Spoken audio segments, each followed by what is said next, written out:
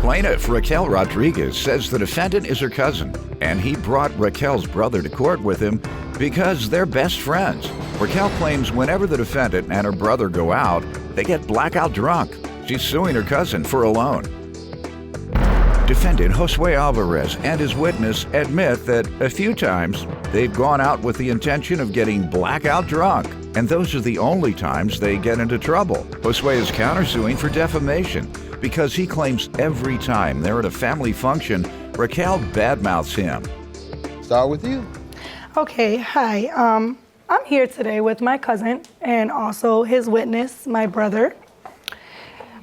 These two here are like Paris Hilton and Nicole Richie. They think that they're untouchable, that everyone loves them, everyone wants to be them, when really they're just Beavis and Butthead. Okay. Beavis and Butthead. They walk around like they're kings of the earth or something, when really they're just kings of getting drunk and stupid. Their hair is laid, I know that. Their hair is laid to the bone. My man there, your brother, hey, that hair is laid. It's sharp too. I could say maybe that's one thing he's actually good at is cutting hair. All right, because he did it there. Yeah. Go ahead.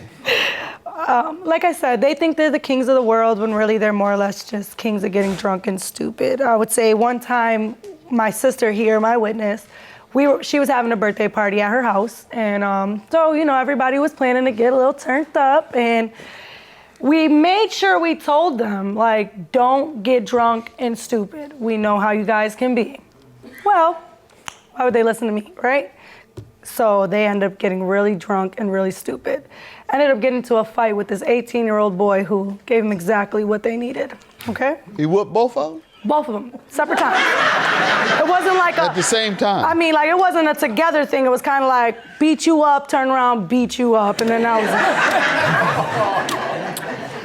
it. They're pretty boys. And tell them y'all lovers. You're not fighters. Right. Yeah, that's what they think. Go ahead.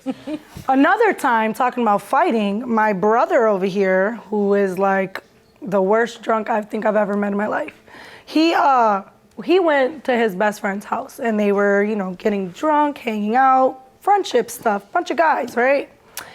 Well, he decided when he got so drunk to go and start busting out car windows, okay? For no reason. For no reason. I mean, like, it just was random. Like, he must have got mad at the wall. Knocking him out. Right, he looked at the wall or the mirror and got mad at himself. One of the two, somebody made him very upset. He got so drunk, he just busted out cars. So then they tried to make him leave. They were all like, no, just go home, don't worry about it. We could talk about it in the morning. He wouldn't leave.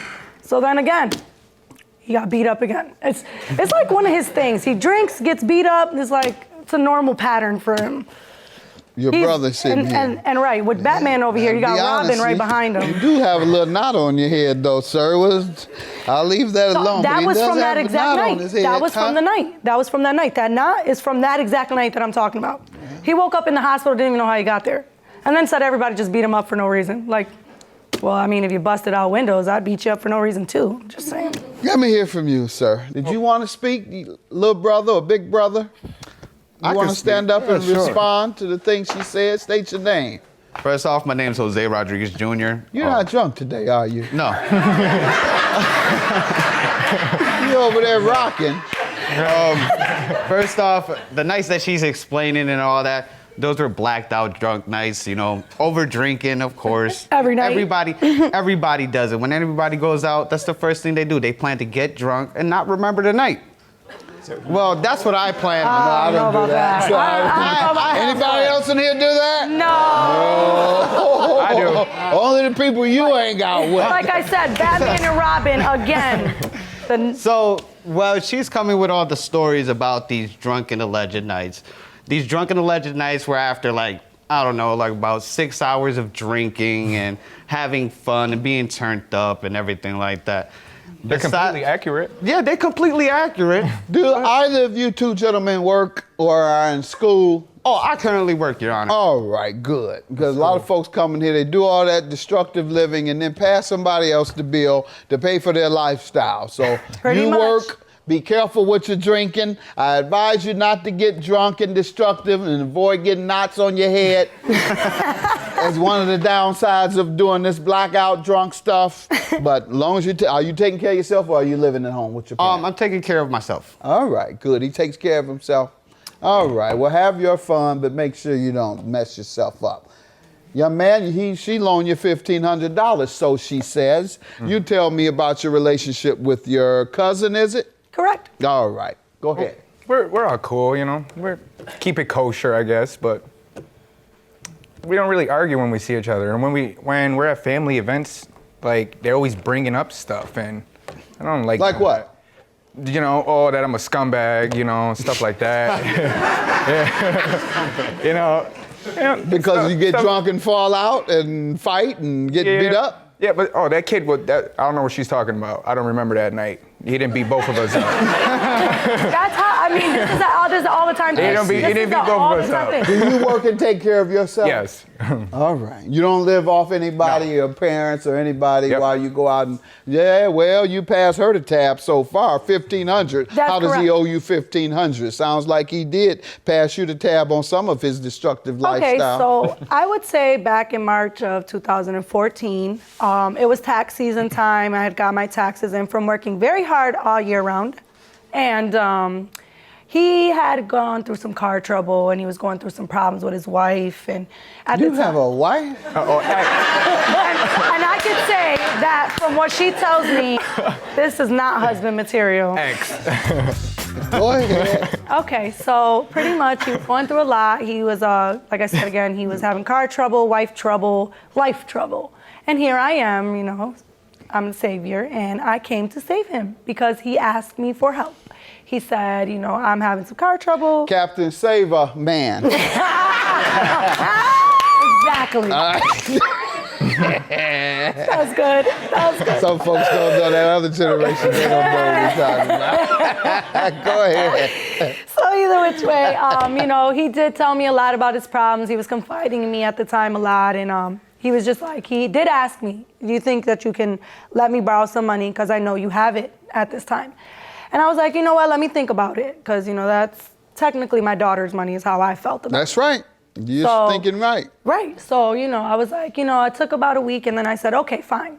I'll let you borrow the money. And what was the agreement specifically? So the agreement specifically, it was verbal originally, because after a year and some change of trying to get in contact with him and ask him for my money, he like disappeared off the face of the earth. So I had to literally just pop up at his house after trying to contact him on Facebook, seen him out at the club one time, tried to tell him about it then. He didn't have the money, he didn't want to talk about it. You showed up at his house? So I showed up at his house. I was like, hi, I'm here, it's me. And so he was like— everybody else jumping on him, so you might as well go and show up. Right. It was like, there was nothing, I felt like at that point, there was nothing else for me to do. Sir, what do you say to this loan? It's absurd. I don't believe I owe her anything. Why? Because you didn't borrow? Oh, no. She gave it to me willing. Yeah, right. You have a document, ma'am, my that God, you want to please. show me. Your counterclaim for $1,000 is for what, sir? Defamation of character. How so? It's impossible. Right, it's impossible to defame him, you say, right? All right, go ahead. Have him bring me here, you know. Bringing you here is defamation. Not only here, but only in the family all around, you know, where we're from. Saying that you owe? Yeah, everyone just Do talking. you recall signing this, or is this one of your drunk days? It could be a drunk day. Yeah, right. $1,500 for the plaintiff. He signed Thank this, you. and you're a young lady. Keep taking care of your business. You have enough money to loan people $1,500. You're a very eligible young lady. I'm going to call my sons if you're eligible. Thank you. And see if they want to talk to you. But as for you, I'm going to keep my daughters as far away from you as I can. Your claim is dismissed. Judgment for the plaintiff. I told you, because everything I said was true. What? Oh, you're the most emotional guy I've ever met in my life. Emotional. You get emotionally distressed in the morning trying to get dressed. What are you talking about? Can I give him? Here, clean that Walk thirst out with up. twins? Let him walk out with little Puerto Rican, whatever. Don't you wish you could walk out with our little Puerto Rican friends? That's why they all leave you alone, right? We do. Oh, no, that's why your Puerto Rican friends love me. That's what it is. We're done with them. No, that's not true. You Yes, guys, you they know love what? to pop you. I have nothing else to say to you guys. We call you when we trying to get that money. When it's What time money? to pay up, make sure you got my trouble, What money? buddy. I might be drunk.